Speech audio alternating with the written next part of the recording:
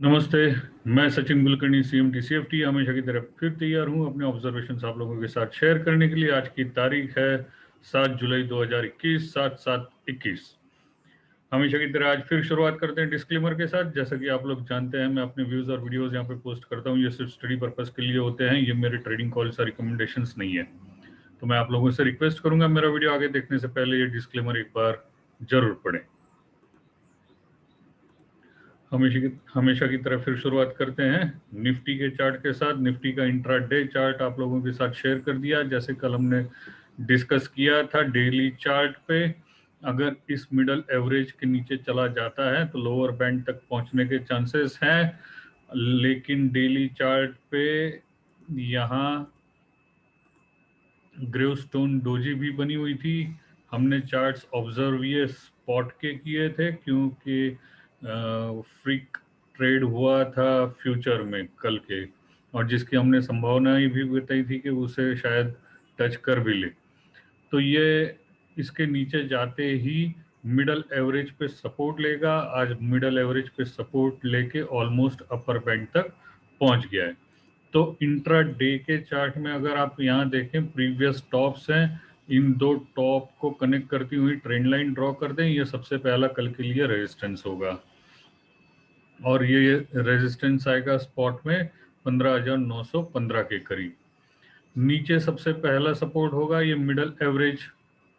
ये middle average आएगी 15,847 के पास, यानी 15,850-40 के पास मिडल एवरेज आएगी। तो 15,850 ये कल के लिए हमारा पहला सपोर्ट एरिया हो गया, पहला रेजिस्टेंस हो गया 15,915 का।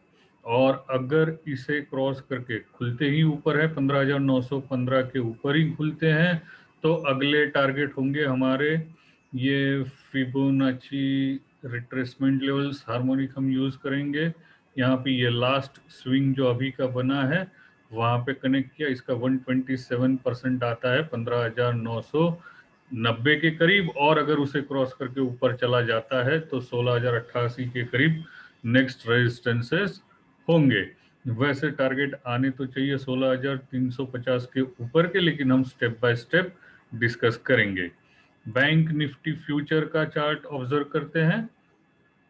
बैंक निफ्टी फ्यूचर के चार्ट पे अगर आप देखें, 36,000 के ऊपर निकलना जरूरी था, क्लोज आना जरूरी था। फिर भी आज ये टॉप टू टॉप कनेक्ट की हुई सारी ट्रेंड लाइंस के ऊपर क्लोज दिए हुए हैं।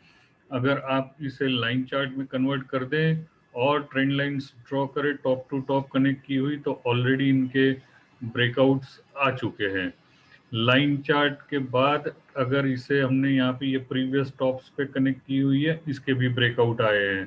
स्पॉट बैंक निफ्टी में आप अगर देखें तो ये कप एंड हैंडल पैटर्न बना हुआ है, इसका भी ब्रेकआउट आया हुआ है।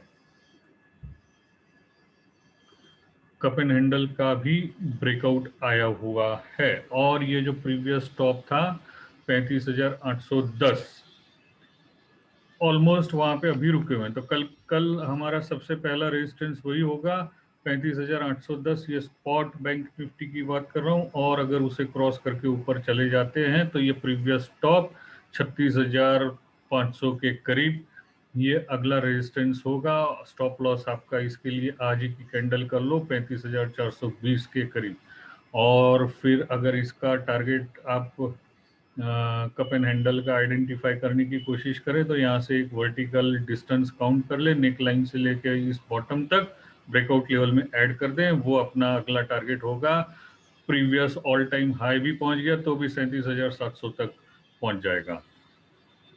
टाटा स्टील वगैरह हमने स्टॉक की चर्चा की थी, आज सब अच्छे चले हैं। कोटक बैंक हमने कल कहा था, कोटक बैंक भी आज अच्छा क्लोज हुआ है, 1761 के आसपास क्लोज हो गया है। इंट्राडे ये इसके भी ऊपर गया था 68 तक। क्लोजिंग बेसिस पे अभी भी ये अच्छा है। आज अगर नए स्टॉक हमें डिस्कस करने हो, वैसे तो बहुत सारे स्टॉक्स हैं, आईसीआईसीआई बैंक है, ये क्या कहते हैं, कोटक बैंक है, इंडसइंड बैंक है। बैंकिंग सेक्टर में चूंकि आज बैंक निफ्टी अच्छा परफॉर्म कर रही है, तो बैंक निफ्टी में काफ़ी सारे स्टॉक्स बढ़िया परफॉर्म कर रहे हैं, उन पे आप ध्यान दे सकते हैं। और वैसे मुझे दो स्टॉक अच्छे लगे थे। पहला था मैकडॉवेल।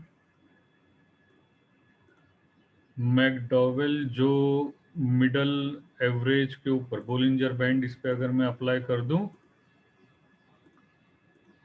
तो मिडल एवरेज के ऊपर क्लोज दे रहा है। अच्छा खासा करेक्शन भी आ गया था, बुलिश एंगल्फिंग पैटर्न भी तैयार हुआ है, और हमारा आरएसआई भी बीच में से ही टर्न हो रहा है।